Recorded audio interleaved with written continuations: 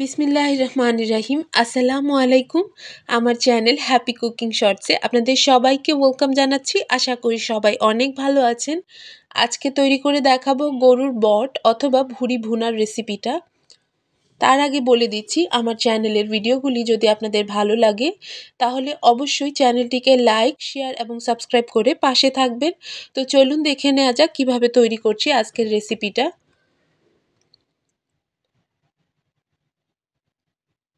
শুরুতে আমি ভুঁড়িটা পরিষ্কার করে নিয়েছি খুব সুন্দর করে। এই যে পরিষ্কার করে সুন্দর করে কেটে নিয়েছি ছোট ছোট করে।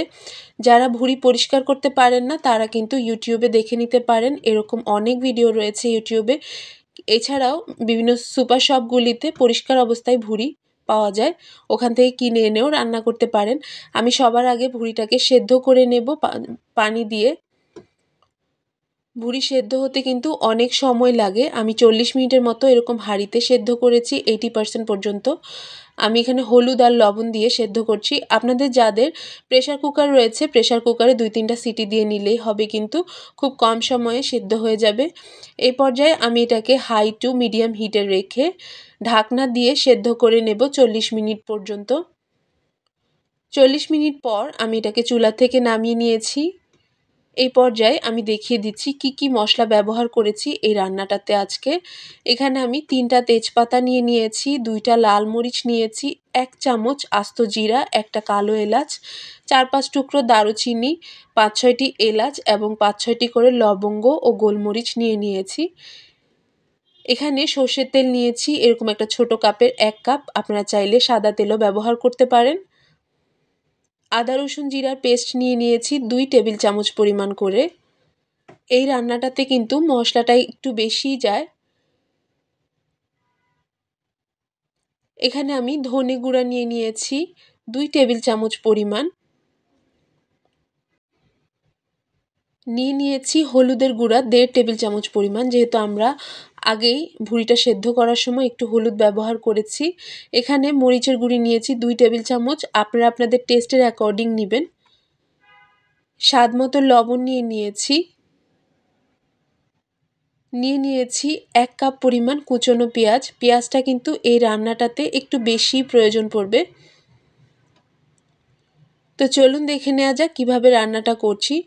প্রথমে চুলায় হাঁড়ি বসিয়ে দিয়েছি, হাঁড়িটা গরম হয়ে গেলে দিয়ে দিচ্ছি সর্ষের তেলটা। সর্ষের তেল গরম হয়ে গেলে এই পর্যায়ে দিয়ে দিচ্ছি আমাদের মশলাগুলি। প্রথমে গরম মশলাটা দিয়েছি। গরম মশলাটা দেওয়ার পর এটা একটু ভাজা ভাজা হলে এই পর্যায়ে আমি দিয়ে দিচ্ছি পেঁয়াজ কুচিটা। পেঁয়াজ কুচি কিন্তু একেবারে লাল লাল করে বেরেস্তার মতো ভাজার কোনো প্রয়োজন নেই, এটাকে 80% পর্যন্ত ভাজলেই হবে। পেঁয়াজটা ভাজা হয়ে গেলে এই পর্যায়ে সবার আগে আমি আদা রসুন জিরা বাটাটা দিয়েছি। আদা রসুন জিরাটা দেওয়ার পর আমি এটাকে তেলের সাথে খুব সুন্দর করে নেড়েচেড়ে মিশিয়ে দিচ্ছি। এই পর্যায়ে আমি একে একে গুঁড়া মশলাগুলি ব্যবহার করব। সবার আগে গুঁড়া মরিচ দিয়েছি, হলুদ দিয়েছি, দিয়ে দিচ্ছি স্বাদ মতো লবণ এবং ধনে গুঁড়া দিয়েছি। লবণটা কিন্তু একটু বুঝে দিতে হবে, যেহেতু আমরা সেদ্ধর সময় একটু লবণ ব্যবহার করেছি। গুঁড়া মশলাটা দিয়ে খুব সুন্দর করে নেড়েচেড়ে কষিয়ে নেব। একটুখানি পানি ব্যবহার করব, এটা হচ্ছে ভুঁড়ি সেদ্ধ করার সময় যে পানিটা বেঁচে গেছিলো সেই পানিটা আমি ছেঁকে রেখে দিয়েছি, এটা দিয়েই পুরো রান্নাটা হবে। মশলাটা কষানোর জন্য আমি নেড়েচেড়ে ঢাকনা দিয়ে 2 মিনিটের জন্য লো হিটে রেখে দেব।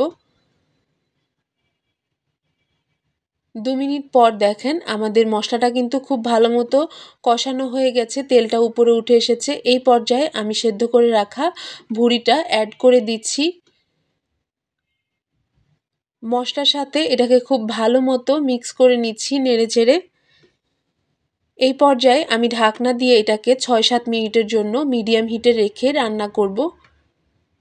6-7 মিনিট পরে ঢাকনাটা তুলে এটাকে কিন্তু খুব সুন্দর করে নেড়েচেড়ে দিতে হবে। খেয়াল রাখতে হবে ভুঁড়িটা যেন পুড়ে না যায়, কারণ মশলাটা পুড়ে গেলে খাবারের আসল টেস্টটাই নষ্ট হয়ে যায়, এটা যে কোনো রান্নার বেলায়।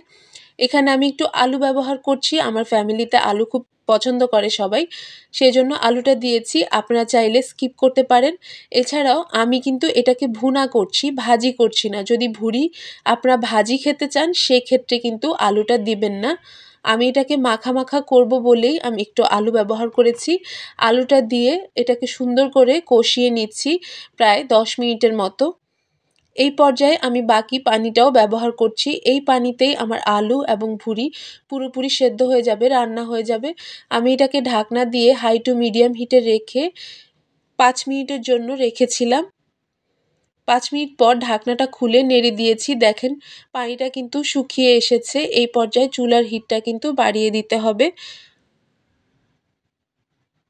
এটা কিন্তু প্রায় হয়ে এসেছে। আমার আর 5-10 মিনিটের মধ্যেই কিন্তু এটা হয়ে যাবে।